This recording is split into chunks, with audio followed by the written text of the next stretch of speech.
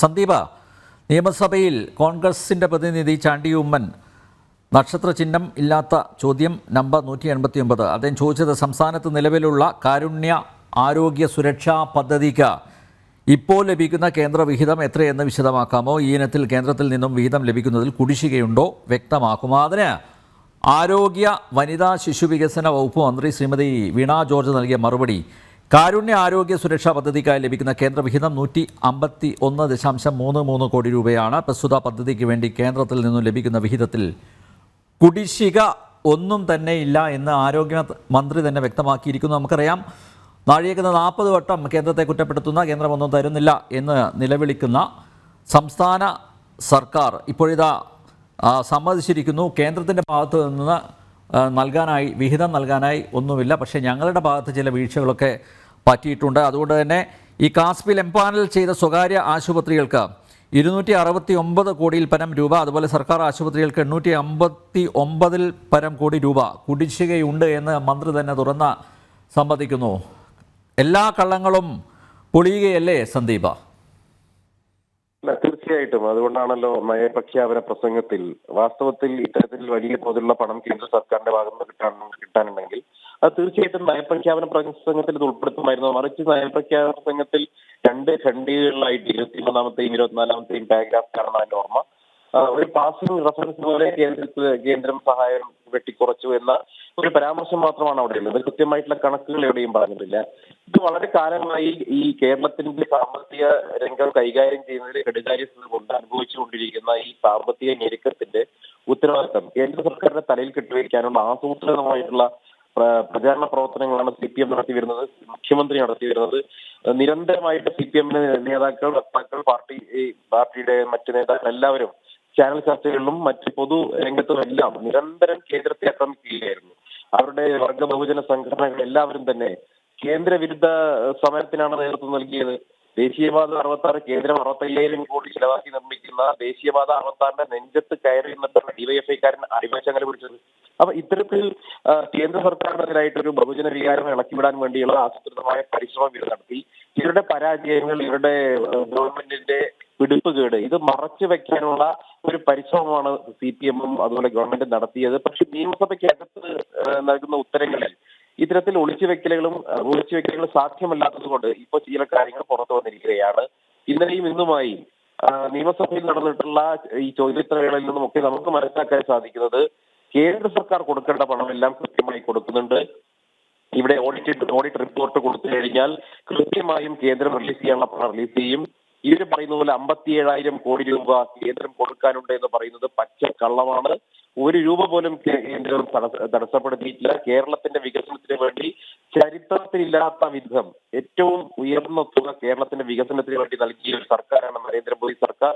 ആ നരേന്ദ്രമോദി സർക്കാരിനെതിരായി ഇവരുന്നയിക്കുന്ന ആക്ഷേപങ്ങളൊന്നും വസ്തുതയ്ക്ക് നിരക്കാത്താണെന്ന് ഉറച്ച ചില കാര്യങ്ങളാണ് ഇപ്പോൾ നിയമസഭയ്ക്കകത്ത് നിന്ന് പുറത്തു വന്നിട്ടുള്ളത്. മറ്റൊന്നുകൂടി, ആരോഗ്യ രംഗത്ത് നോക്കൂ, കേരളത്തിലെ ഈ പ്രാഥമിക ആരോഗ്യ കേന്ദ്രങ്ങൾ നവീകരിക്കാൻ വേണ്ടി ആയുഷ്മാൻ ഭാരത് പദ്ധതിയുമായി ബന്ധപ്പെട്ട് വലിയ തുകയാണ് കേന്ദ്രം കൊടുത്തിട്ടുള്ളത്. അതിന്റെ ഭാഗമായി ഈ നവീകരിക്കപ്പെടുന്ന പ്രാഥമിക ആരോഗ്യ കേന്ദ്രങ്ങൾ അവയെ ബ്രാൻഡ് ചെയ്യാനുള്ള ഒരു നീക്കം കേന്ദ്ര സർക്കാർ നടത്തി. ബ്രാൻഡ് ചെയ്യുമ്പോൾ സ്വാഭാവികമായിട്ടും അവയെ നല്ല രീതിയിൽ കാണിക്കാനും അതല്ലെങ്കിൽ അങ്ങനെ പുനർനിർമ്മിക്കുന്ന പ്രാഥമിക ആരോഗ്യ കേന്ദ്രങ്ങൾ വളരെ ഭംഗിയോടുകൂടി സൂക്ഷിക്കാനൊക്കെ സാധിക്കും. പക്ഷെ അവിടെയും ഈ ബ്രാൻഡിങ്ങിന് ഞങ്ങൾ തയ്യാറല്ല, കേന്ദ്രത്തിന് ഏതെങ്കിലും തരത്തിൽ കേന്ദ്ര ഫണ്ടിൽ ഉപയോഗിക്കുന്നുണ്ട് എന്ന് ജനങ്ങൾ അറിഞ്ഞാലോ എന്ന് കരുതി ആ ബ്രാൻഡിങ് ഇവിടെ അനുവദിക്കില്ല എന്ന് പ്രഖ്യാപിച്ച ആരോഗ്യമന്ത്രിയാണ് വീണ ജോർജ് എന്ന് മനസ്സിലാക്കണം. അപ്പൊ കേന്ദ്രം കേന്ദ്രം തരുന്ന പണമെല്ലാം ഒരു വശത്ത് കൂടെ കൈനീട്ടി മേടിച്ച ശേഷം ക്രെഡിറ്റ് കേന്ദ്ര സർക്കാരിന് കൊടുക്കില്ല, ക്രെഡിറ്റ് ഒക്കെ ഞങ്ങൾ എടുത്തോളാം എന്ന നിലപാടാണ് അവർ സ്വീകരിച്ചിരുന്നത്. എന്തായാലും കേന്ദ്രം കൊടുക്കാനുള്ള പണമൊക്കെ കൊടുത്തു കഴിഞ്ഞു. കേരളമാണ് വീഴ്ച വരുത്തിയത്. അതും പാവങ്ങളുടെ ചികിത്സയുമായി ബന്ധപ്പെട്ട് ഇവിടുത്തെ ഇൻഷുറൻസ് പദ്ധതിയുമായി ബന്ധപ്പെട്ട് തന്നെ വലിയ വീഴ്ച വരുത്തിയിരിക്കുന്നു. പാവങ്ങൾ ആശുപത്രിയിലേക്ക് പോകുന്ന സമയത്ത് അവർക്ക് ഇൻഷുറൻസിന്റെ ആനുകൂല്യം കിട്ടുന്നില്ല, അവിടെ മരുന്നില്ല എന്നുള്ളത് വേറൊരു കാര്യം. ആശുപത്രിയിലേക്ക് പോകുമ്പോൾ ചികിത്സാ സൗകര്യം പോലും ലഭ്യമാവാതെ ആ ചികിത്സാ സൗകര്യം കൊടുത്തിരുന്ന ആശുപത്രികൾ പലതും എംപാനൽ ലിസ്റ്റിൽ നിന്ന് ഒഴിവാക്കാൻ വേണ്ടിയുള്ള ശ്രമമാണ്. അവർ കോടിക്കണക്കിന് രൂപയാണ് കൊടുക്കാനുള്ളത്, ഈ ചികിത്സയുമായി ബന്ധപ്പെട്ട് കൊടുക്കാനുള്ളത്. അത് മാത്രമല്ല, ആയുഷ്മാൻ ഭാരത് പദ്ധതിയുടെ ഭാഗമായി 5 ലക്ഷം രൂപയുടെ സൗജന്യ ഇൻഷുറൻസ് പദ്ധതി കേന്ദ്രം നടപ്പാക്കിയപ്പോ അതിനെ തകർക്കാൻ വേണ്ടിയാണ് അതിനെ ഇവിടെ കാരുണ്യ ബെനഫിറ്റ് ഫണ്ടുമായി അവർ കൂട്ടിച്ചേർക്കാൻ വേണ്ടി ശ്രമിച്ചത്. അപ്പൊ ഇത്തരത്തിൽ കേന്ദ്ര പദ്ധതികളെ അട്ടിമറിക്കുകയും പാവങ്ങൾക്ക് കിട്ടേണ്ട നരേന്ദ്രമോദി സർക്കാർ കൊടുക്കുന്ന ആനുകൂല്യങ്ങൾ കിട്ടാതിരിക്കാൻ വേണ്ടി പരിശ്രമം നടത്തുകയും ചെയ്ത ശേഷം അവസാനം സ്വന്തം സാമ്പത്തിക പിടിപ്പുകേട് കൊണ്ട് ഈ പദ്ധതികൾ മുഴുവൻ വഴിയിൽ ഇട്ടുപോകുന്ന അവസ്ഥയിൽ വന്നപ്പോ ഗതികേട് കൊണ്ട് നിയമസഭയ്ക്കകത്ത് കുറ്റസമരം നടത്തേണ്ടി വന്നിരിക്കുകയാണ് കേരള സർക്കാരിന്. വീണ ജോർജ് ഈ പണിക്ക് നിൽക്കുന്നതിൽ നല്ലത് വേറെ വല്ല പണിയും നോക്കി പോകുന്നതാണ്. സന്ദീപ്, ഒറ്റ കാര്യം കൂടി, അതായത് കേന്ദ്രവിഹിതം ലഭിക്കുന്നില്ല എന്ന് പരാതിപ്പെടുന്നവർ, കേന്ദ്രത്തെ കുറ്റപ്പെടുത്തുന്നവർ ഇപ്പോൾ പറയുന്നത് കാരുണ്യ ആരോഗ്യ സുരക്ഷാ പദ്ധതിക്ക് ലഭിക്കുന്ന കേന്ദ്രവിഹിതം വർദ്ധിപ്പിക്കണം എന്നാണ്. അതായത് മറ്റ് സംസ്ഥാനങ്ങളിൽ നിലവിലുള്ള 2022 പുതുക്കിയ ഹെൽത്ത് ബെനിഫിറ്റ് പാക്കേജ് കേരളത്തിൽ നടപ്പിലാക്കാത്തതിൻ്റെ കാരണം വിശദമാക്കാമോ എന്നുകൂടി ചോദിക്കുന്നുണ്ട്.